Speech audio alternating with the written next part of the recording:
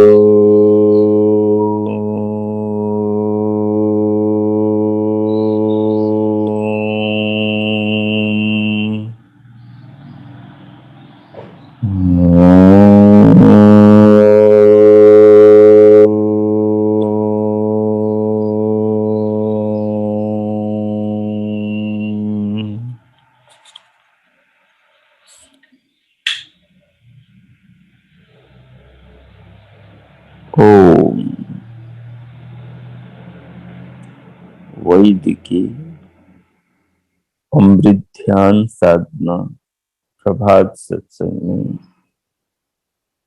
आप सभी साधक साधिकाओं का, उपासक उपासिकाओं का हार्दिक स्वागत है। आइए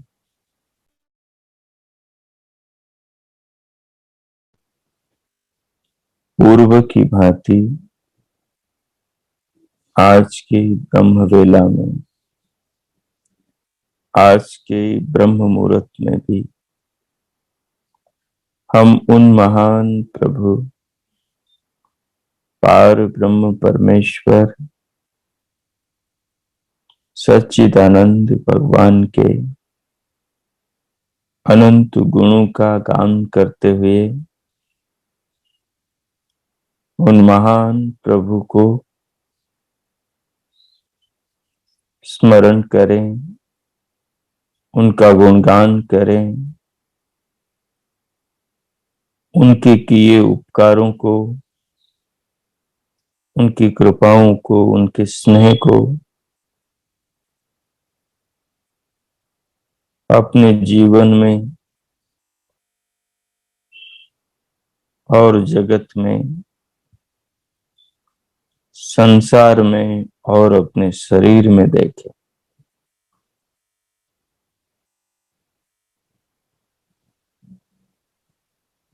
जहां भगवान की रचना है वहां वे रचयिता भगवान स्वयं विराजमान है। वे सर्वज्ञ हैं। संसार के सभी पदार्थों को, चाहे वो हमारे अंदर हो, बाहर हो, दूर हो, पास हो, हमें ज्ञात हो, अज्ञात हो, सबको प्रभु जानते हैं।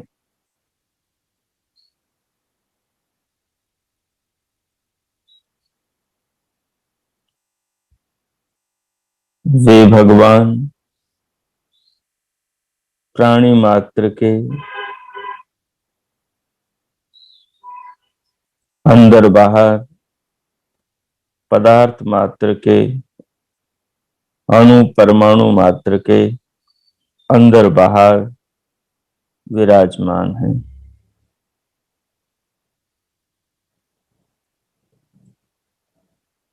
वे विभु हैं, वे व्यापक हैं, वे सर्वव्यापक हैं और वे सर्वज्ञ हैं और वे सर्वशक्तिमान हैं।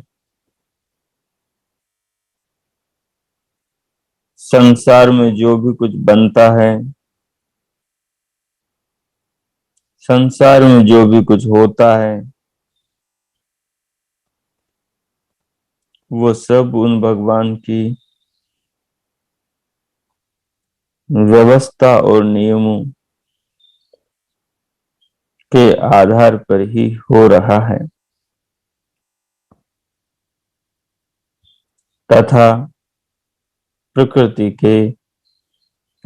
से उत्पन्न संसार के स्वभाव से हमारा शरीर, हमारे शरीर के भीतर के अवयव, हमारे शरीर का आधार, ये सारा संसार और हमारे शरीर के पालन पोषण के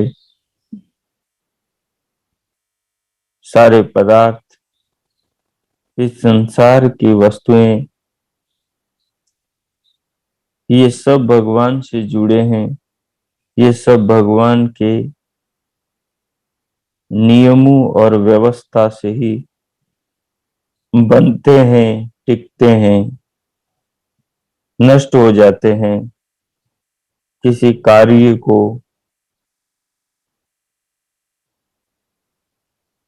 करते हैं और किसी कार्य में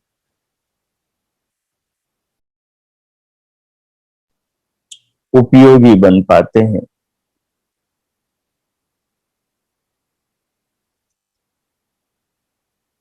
भगवान की महिमा और भगवान का व्यक्तित्व, प्रभु का ज्ञान, प्रभु की शक्ति, प्रभु के कार्य, प्रभु की करुणा सब असीम है।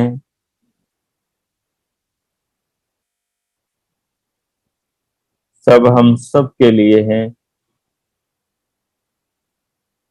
परंतु मिलती मनुष्य को उसके कर्मों के हिसाब से है। जो अपने हृदय को, अंतकरण को जितना पावन पवित्र बनाता है, जितना शुद्ध निश्चल बनाता है,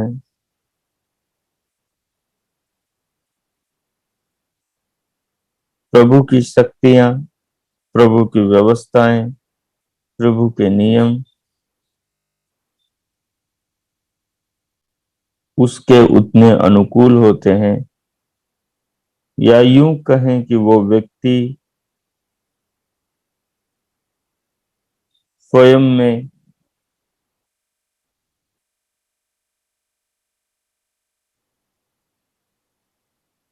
इन पदार्थों के अनुकूलता पैदा कर लेता है, भगवान के अनुकूल चलकर। तो उसके लिए सारी शक्तियां, उसकी उन्नति, उसके विकास के द्वार खोल देती हैं। वो शक्तियों से रूबरू होने लगता है और शक्तियों का सामर्थ्य उसे प्राप्त होने लगता है। वह रहस्यों में प्रवेश करता है और रहस्य उसके हृदय आत्मा को उत्साहित करने लगते हैं। ऐसे धीरे धीरे वो लोक परलोक, तीनों लोक, द्युलोक, पृथ्वी लोक, अंतरिक्ष लोक, शरीर के भीतर के सब लोगों को जानता है। उससे भगवान के भीतर उसके प्रति और श्रद्धा बढ़ जाती है। जितना वो प्रभु की महिमा पर विचार करता है,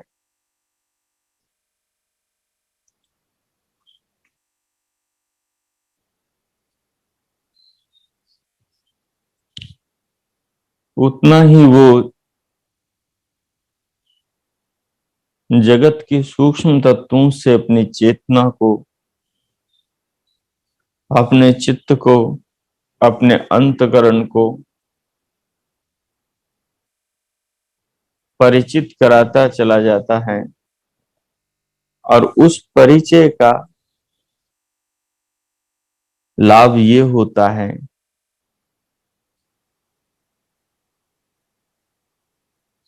कि भगवान की शक्तियों से, भगवान के सामर्थ्य से,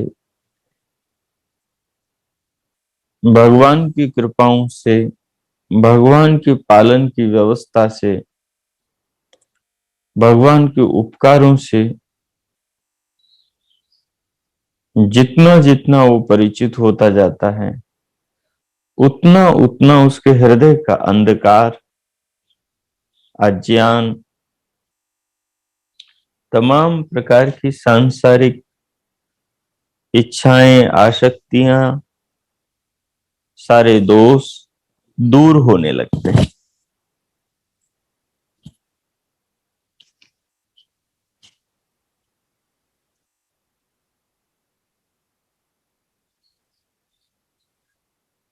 इस तत्वों को ऋषियों ने जाना और हमें बताया है। ईश्वर प्रणिधानात् वा अथवा भगवान को पाने का एक रास्ता और भी है, स्वयं को जानने का एक रास्ता और भी है, समाधि को प्राप्त करने का एक रास्ता और भी है। उस अनुसंधान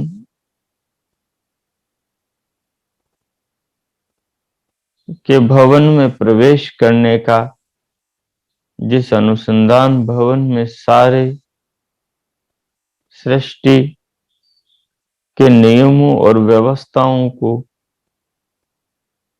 दिव्य दृष्टि से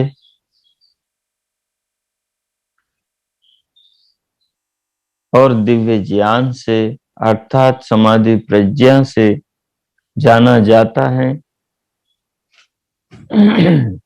उन सब में प्रवेश हो जाता है।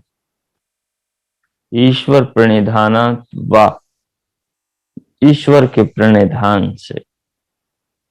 ईश्वर का प्रणिधान क्या है? ईश्वर का प्रणिधान भक्ति विशेष है। भक्ति विशेष क्या है? ईश्वर की आज्ञा का पालन करना है। ईश्वर की आज्ञा पालन क्या है? वेद में जो कर्तव्य कर्म बताए हैं मनुष्य मात्र के लिए, उन कर्तव्य कर्मों को जीवन में धारण करना ही भक्ति विशेष है। वे कर्तव्य कर्म क्या है जो मनुष्य को धारण करने होते हैं? तो ब्रह्मचर्य काल में मनुष्य के कर्तव्य कर्म अलग है, गृहस्थ काल में मनुष्य के कर्तव्य कर्म अलग है, वानप्रस्थ में और सन्यास में, इन 4 आश्रमों में मनुष्य के जीवन को ईश्वर ने बांधा है। तो इन आश्रमों की मर्यादा और धर्म को धारण करता हुआ व्यक्ति जब परमात्मा के ज्ञान के अनुसार जीवन को जीता है,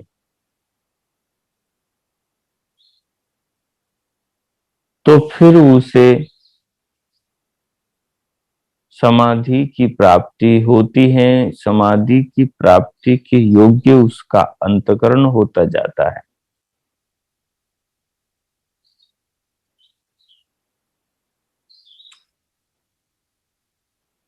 ये जो चारों आश्रम हैं, प्रत्येक मनुष्य किसी न किसी आश्रम में होता है। जो जिस आश्रम में है, कोई भी युग हो, सतयुग हो, द्वापर हो, कलयुग हो, त्रेता युग हो, पर उसका धर्म बनता है, उसके ऊपर ईश्वर आदेश है कि वो जिस आश्रम में रह रहा है या उसकी आयु जिस आश्रम की है,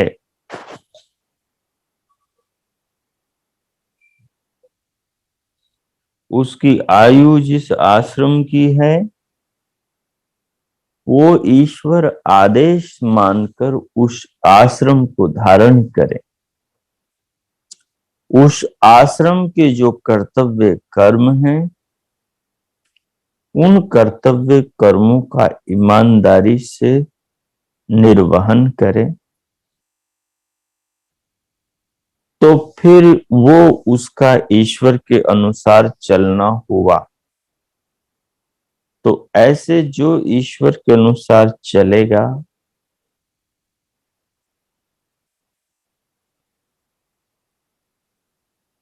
तो वो ईश्वर की भक्ति विशेष कर पाएगा।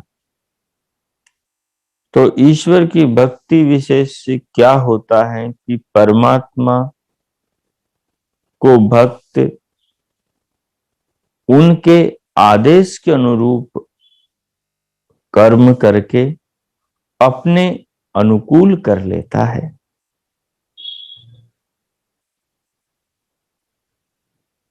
भगवान सर्वज्ञ सर्वज्ञानी है। वो मनुष्य के अंतकरण को, उसके भीतर की इच्छा को भी जानते हैं। तो जो सच्चा व्यक्ति होता है, जो सच्चे अर्थों में प्रभु को चाहता है, आत्म उन्नति को चाहता है, वो सब आलस्य प्रमाद का त्याग करके प्रभु आज्ञा का जीवन में पालन करता है। तो भगवान विश्वम शृणोति पश्यति, भगवान सबको सुनने जानने वाला प्रभु है। तो सबको सुनता जानता है।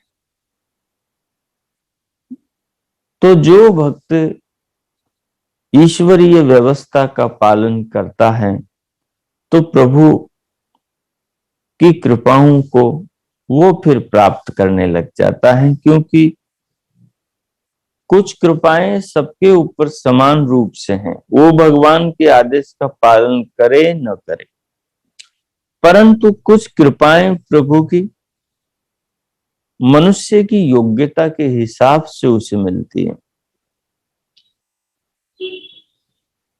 भगवान के अनुसार चलने से उसे मिलती है। तो जो भगवान के अनुसार नहीं चलते, उन्हें वो प्रभु की कृपाएं प्राप्त जीवन में नहीं होती। उन्हें प्रभु के दर्शन नहीं होते।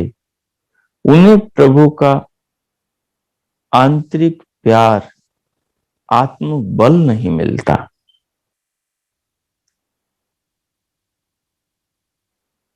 कहते हैं भगवान की भक्ति स्तुति प्रार्थना करने से साधक का इतना आत्मबल बढ़ता है कि पहाड़ के समान का दुख भी राई के बराबर महसूस होता है।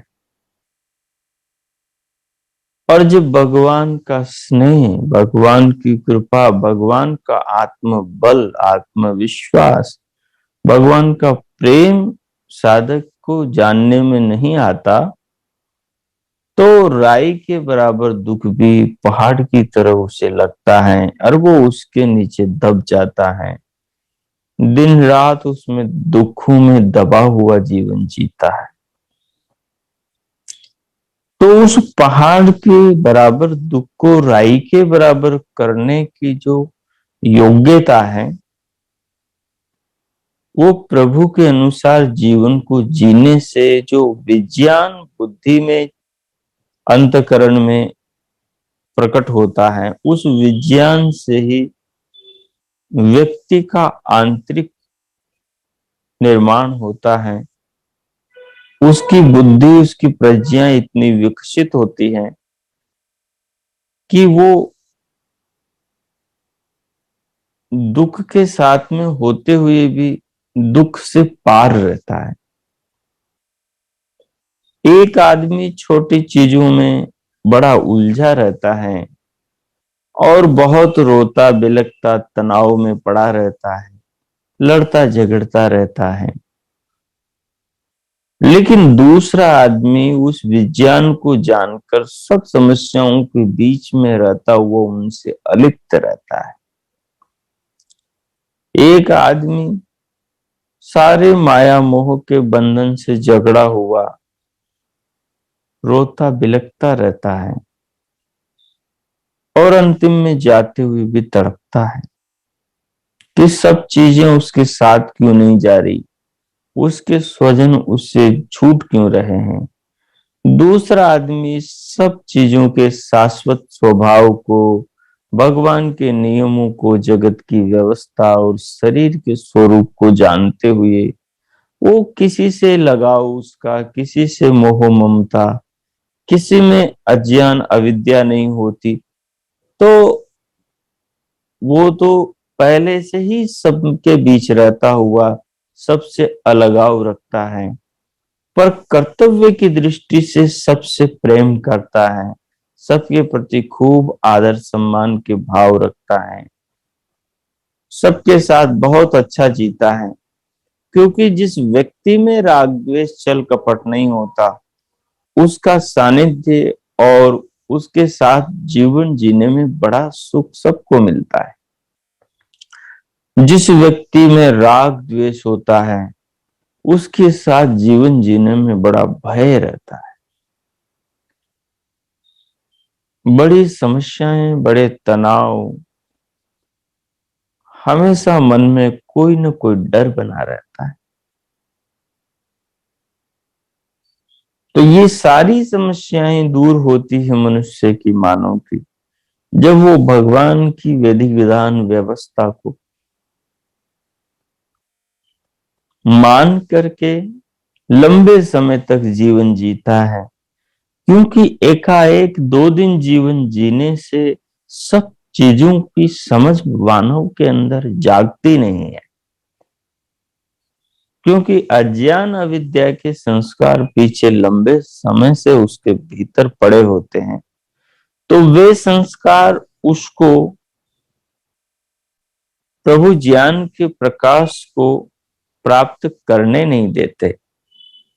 तो जब वो बड़ी कठोरता पूर्वक, ईमानदारी पूर्वक संकल्प लेता है, निर्णय लेता है कि नहीं, मुझे तो प्रभु आदेश का जीवन में पालन करना है, चाहे इधर से उधर दुनिया हो जाए, कुछ भी हो जाए, लेकिन मुझे भगवान की आज्ञा को नहीं छोड़ना है। ऐसा जो व्यक्ति है, वो व्यक्ति जीवन में सफल हो जाता है। अब भगवान की आज्ञा व्यक्ति को कहाँ मिलेगी, कि प्रभु की क्या आज्ञा है? उसके लिए तो चारों वेदों का मनन मंथन करना होगा, तब जाकर मनुष्य के कर्तव्य कर्मों का बोध होगा। पर ये काम तो अपने पूर्वजों ने, भगवान के अमृत पुत्रों ने, भगवान के पद चिन्हों पर अर्थात उनके आदेशों पर चलने वाले हमारे पूर्वज ऋषि ऋषिकाओं ने कर लिया है। तो हमें तो वो सीधी चीजें मिल जाने वाली है। और उनमें भी साधना के क्षेत्र में जीवन को अनुसंधान की रीति से जीने के लिए जो नियम है, वो तो भगवान पतंजलि ने खोज निकाले हैं। उनको तो हजारों लाखों अरबों खरबों ऋषियों ने जिया है और अमरत्व को प्राप्त किया है।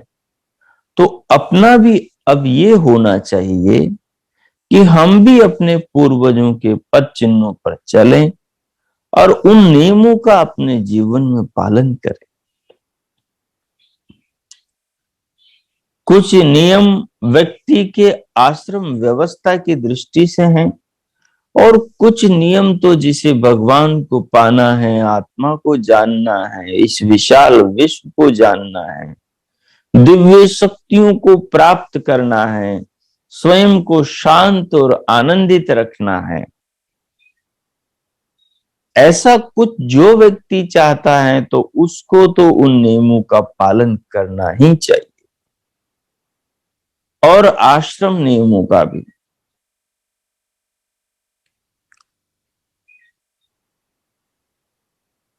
वे नियम यम नियम है। 5 यम है, 5 नियम है। ये 10 जो यम और नियम है, इनका जो प्रयोजन उद्देश्य है, ये पहले यम को ही सिद्ध करने के लिए कहे गए हैं। बाकी वाले उसके ही सहायक हैं, उसको ही पूर्ण रूप से शुद्ध पालन करवाने वाले हैं। और वो जो पहला यम है वो है अहिंसा। इसलिए अपने शास्त्रों ने, पूर्वजों ने कहा है, अहिंसा परमो धर्म। अहिंसा सारे धर्म का मूल है। अहिंसा में सब कुछ आ जाता है। अहिंसा को ही सिद्ध करने के लिए सत्य का पालन करने का आदेश दिया, ईमानदारी पूर्वक जीवन जीने का आदेश दिया, ब्रह्मचर्य का पालन करने का आदेश दिया, और अपरिग्रह का जीवन जीने का आदेश दिया।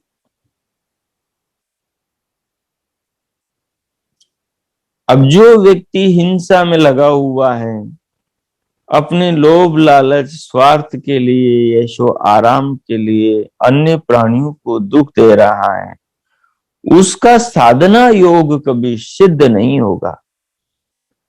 उसी भगवान के और अपनी आत्मा के कभी दर्शन नहीं होंगे। तो साधना इसी को कहते हैं कि वो निरंतर इस तत्व की साधना करें कि उसके भीतर अहिंसा का पालन चल रहा है कि नहीं। वो अपनी पांचों ज्ञानेंद्रियों से, पांचों कर्मेंद्रियों से, वो मन वाणी और पूरे शरीर से अहिंसा का पालन कर रहा है कि नहीं कर रहा है।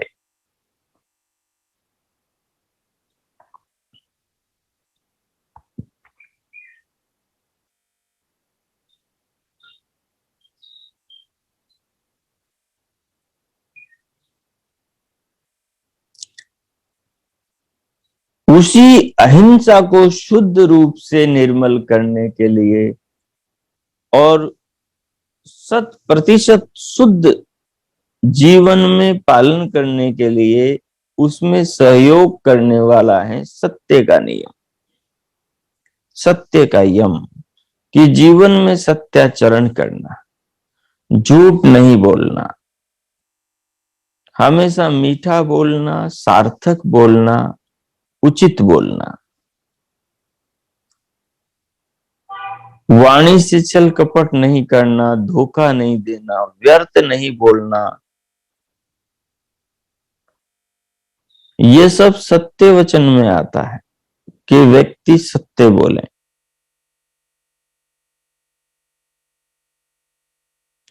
सत्य के बाद में अस्तेय आता है। स्तेय कहते हैं चोरी को और अस्तेय कहते हैं ईमानदारी के जीवन को।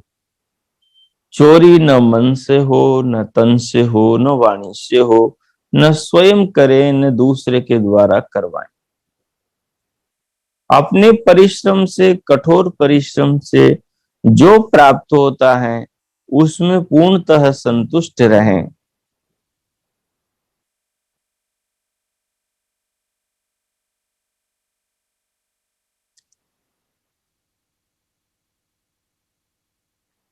और ब्रह्मचर्य, ब्रह्मचर्य बहुत व्यापक बड़ा नियम है।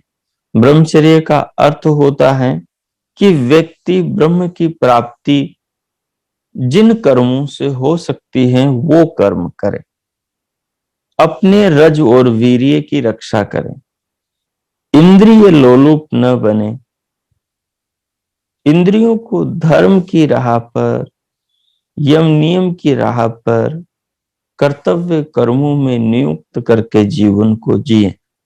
और यमों में अंतिम जो है वो है अपरिग्रह। परिग्रह में न लगा रहे कि दिन रात वो परिग्रह में वस्तुओं के परि कहते हैं चारों ओर से, ग्रह कहते हैं इकट्ठा करने को। तो आदमी चारों ओर से इकट्ठा करने में लगा रहता है, सामने से आंखों से देख के इकट्ठा करता है, और कुछ चीजों को दिमाग से देख कर इकट्ठा करता है, कुछ चीजों को नाक से सूंघ कर इकट्ठा करता है, कुछ चीजों को रसना से चख के इकट्ठा करता है, कुछ चीजों को त्वचा से स्पर्श करके इकट्ठा करता है। इनके लिए पांचों कर्म इंद्रियों से कर्म करता है। तो परिग्रह सब ओर से जो विषयों का, वस्तुओं का एकत्रीकरण करना है, वो जीवन के विकास में बाधक न बने उतना ही करना चाहिए। जब आदमी के पास धन साधन अधिक हो जाते हैं तो वो जो समय उसके जीवन का उन्नति में, आत्म उन्नति में, स्वाध्याय साधना में लगना चाहिए, वो उन साधनों में चला जाता है।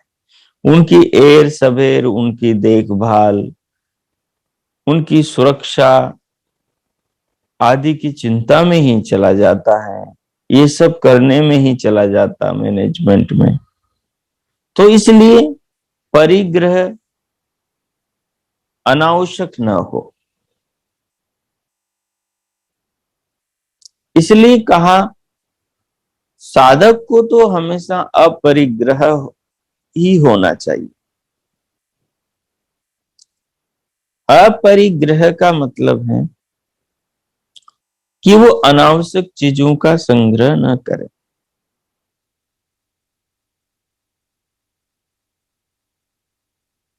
क्योंकि जीवन अस्थिर है, अनिश्चित है, उसके बाद में नियम आते हैं, और पांचों नियम भी अहिंसा को ही परिपुष्ट करने के लिए।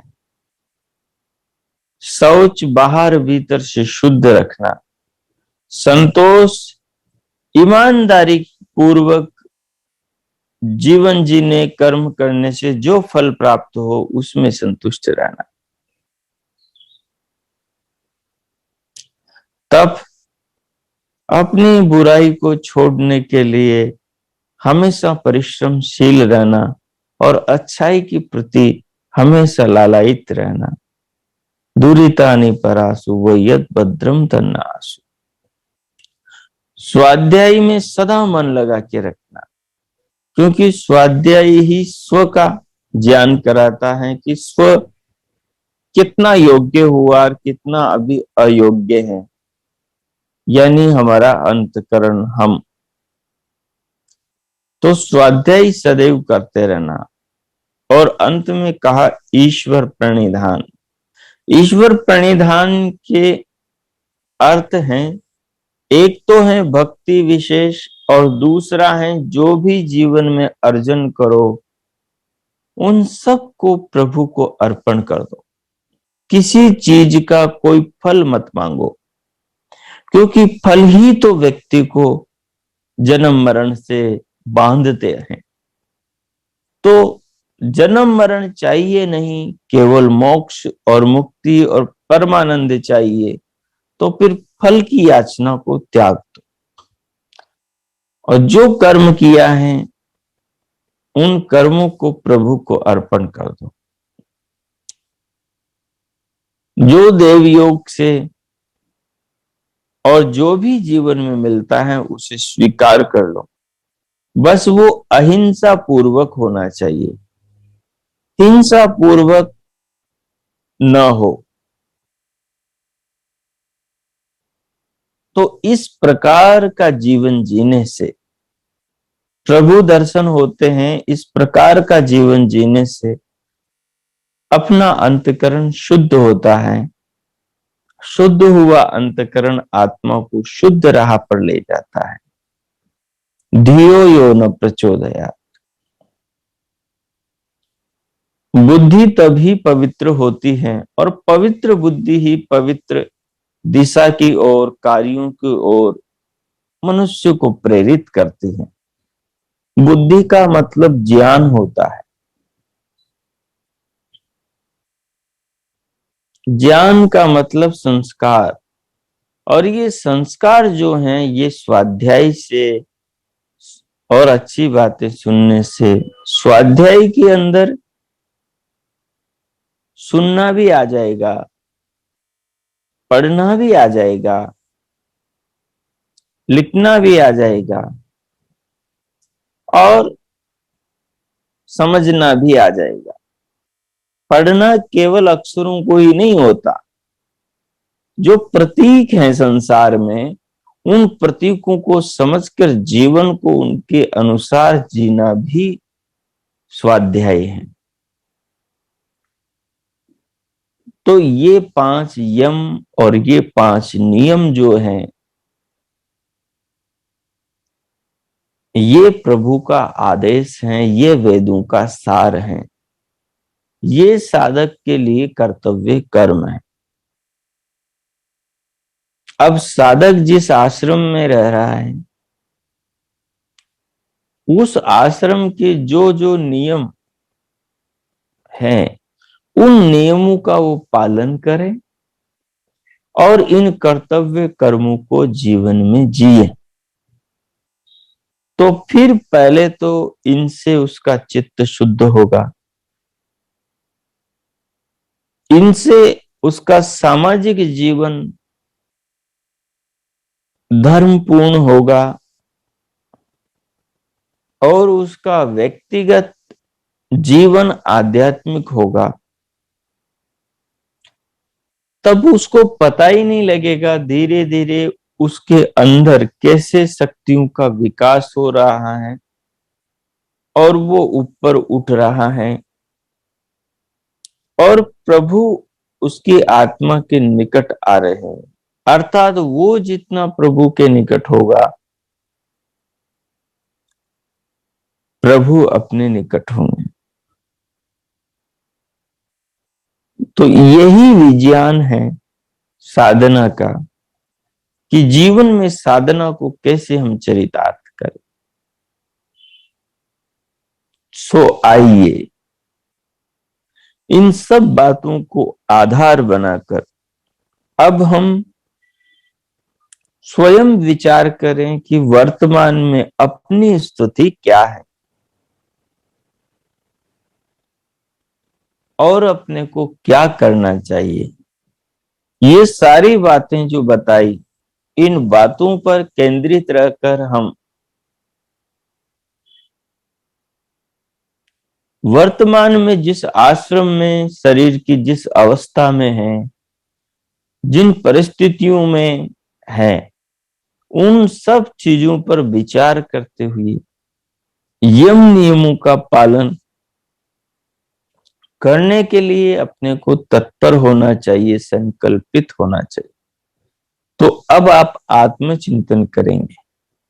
उसके लिए क्या करेंगे कि आप जिस आसन पर बैठे हो, आलथी पालथी में बैठे हो, तो बैठे बैठे ही कमर, पीठ और गर्दन को सीधा कर लें, परंतु सहज रखें।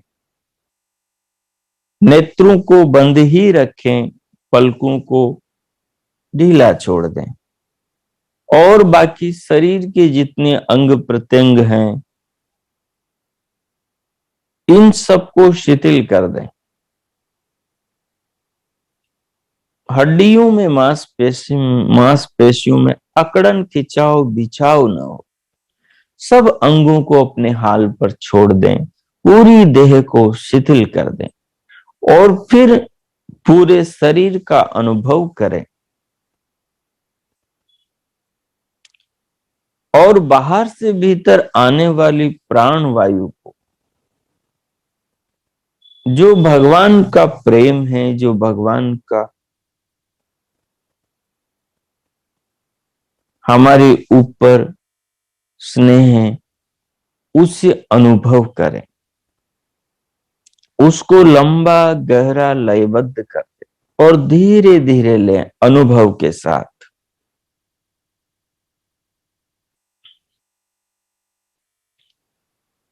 इस प्रकार श्वास को अनुभव करते हुए, सिर से पांव तक की देह को, शरीर को अनुभव करते हुए इस अनुभूति में डूब जाएं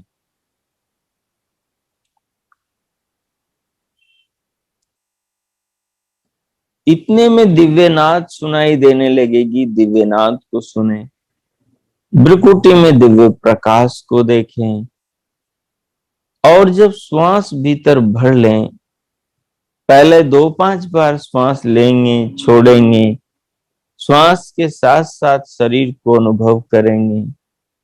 फिर दिव्यनाद धीरे धीरे, जैसे ही शरीर में सत्व गुण बढ़ेगा, एकाग्रता बढ़ेगी, सुनाई देने लगेगी, तो उसको सुने कानों के आकाश में।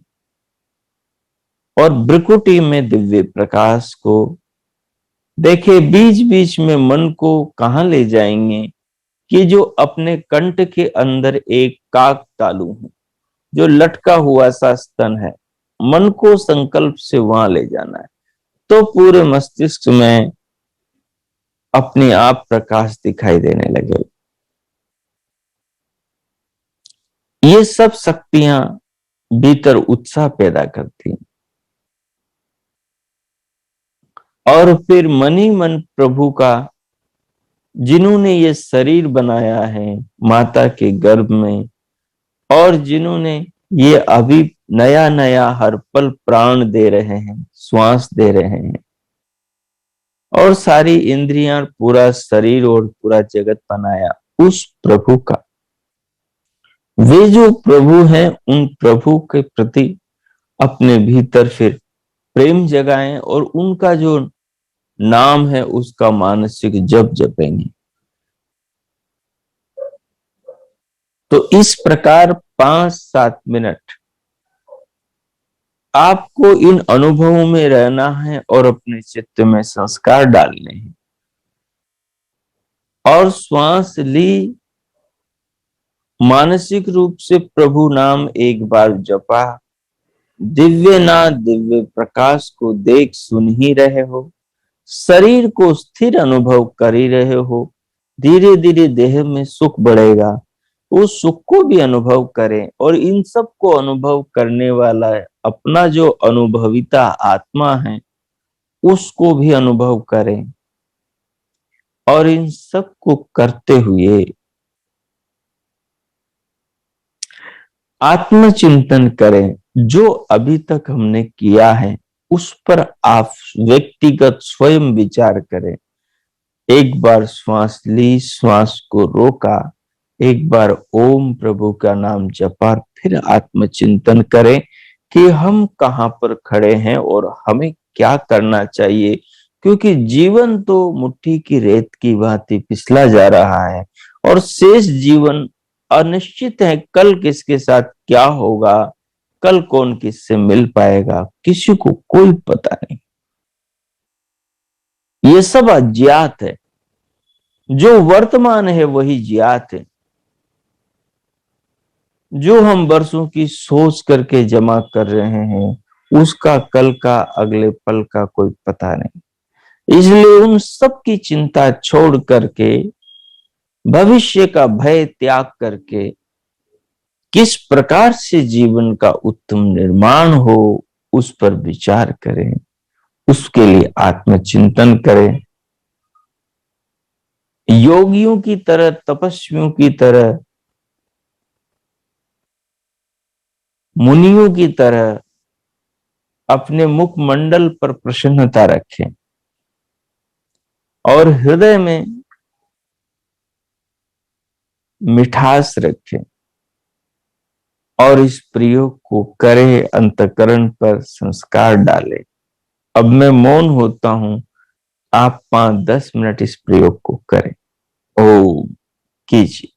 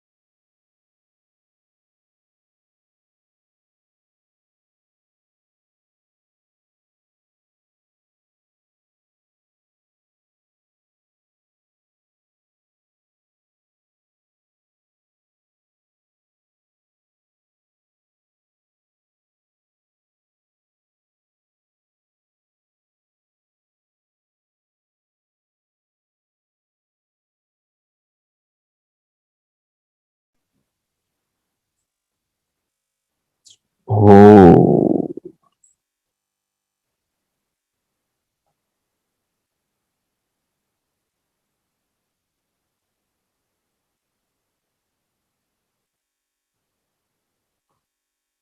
हो। इस प्रकार जीवन के निर्माण का आश्रम व्यवस्था और यम नियमों के द्वारा जीवन के निर्माण का जो स्वरूप है उस पर आत्मचिंतन करते हुए, समझते हुए, जानते हुए कि किस प्रकार से अपनी जो अवस्था है उसके हिसाब से जो अपना आश्रम बनता है, उस आश्रम के धर्मों का पालन करते हुए, कर्तव्यों का निर्वहन करते हुए, यम नियमों का पालन करते हुए आत्मा को उन्नत करना है। आत्मा को प्रभु से, परमात्मा से जोड़कर जीवन को जीना है। और कोई सांसारिक सुख दुख मय जो जीवन है, अगले जन्म है, उनको प्राप्त करने की चाह नहीं रखनी।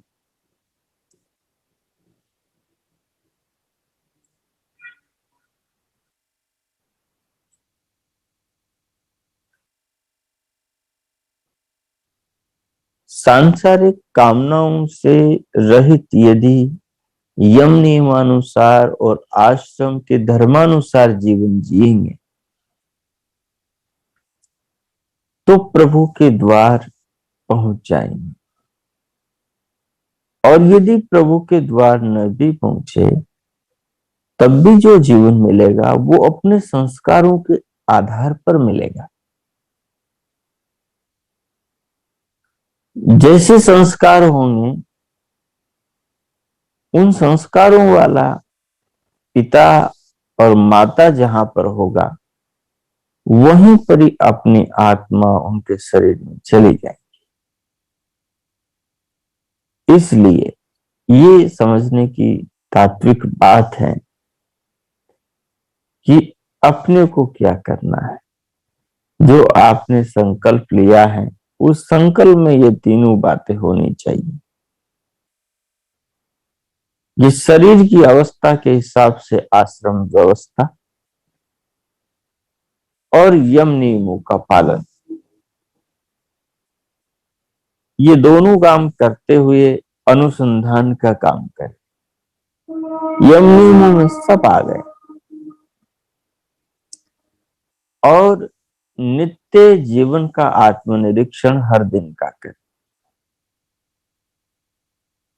लाभ पर भी विचार करें और हानि पर भी विचार करें।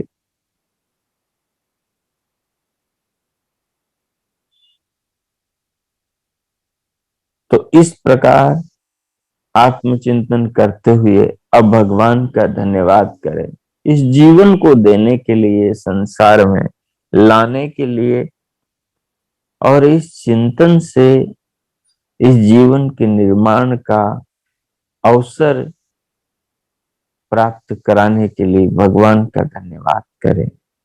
क्योंकि हम सब प्रभु के हैं, हमारे शरीरों के सारे अवयव प्रभु के हैं।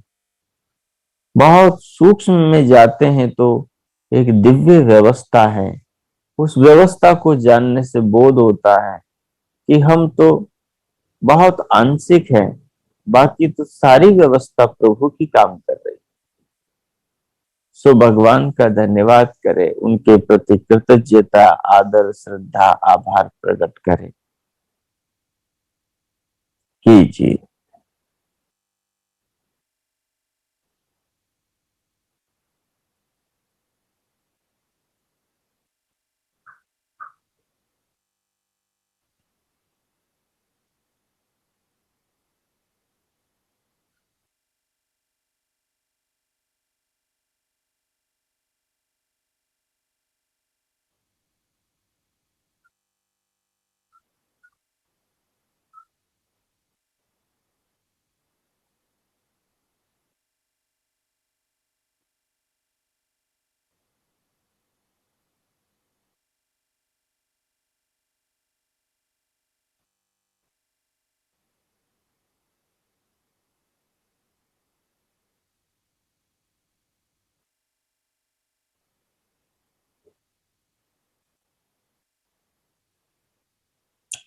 ओ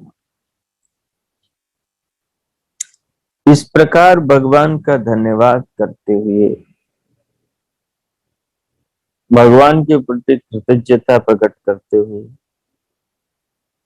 प्रभु की कृपाओं को जीवन में, उनकी व्यवस्थाओं को, उनके आदेशों को अनुभव करते हुए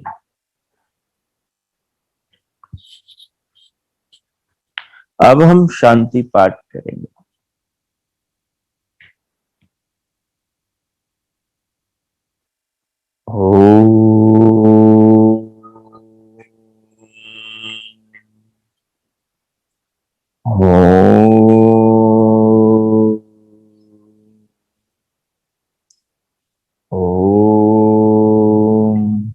शांति शांति शांति ओ आज का आप सबका दिन शुभ हो, मंगलमय हो। प्रभु सबका मंगल करें। हम सब प्रभु आदेशों का जीवन में पालन करें और आत्म कल्याण के सुपथ पर, वेद पथ पर निरंतर आगे बढ़ते चले जाएं।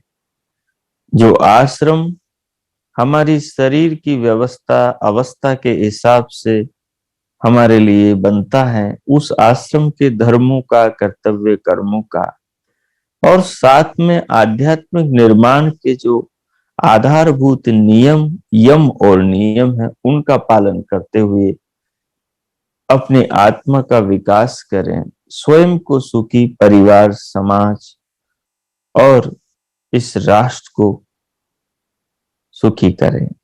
सबके कल्याण के बीज बोएं, अपना भला और विश्व का मंगल करें, क्योंकि सबका मंगल ही अपना मंगल है और अपने मंगल से ही सबका मंगल होता है। सहयोग केवल वस्तु प्रदान करने से ही नहीं होता, सहयोग अच्छा जीवन जीने से भी जगत का होता है। तो हम शिव बने, शिवा बने, अपना और विश्व का कल्याण करें। पुनः भगवान से सबके लिए बहुत मंगल कामनाएं। इति ओम शाम। इति ओम।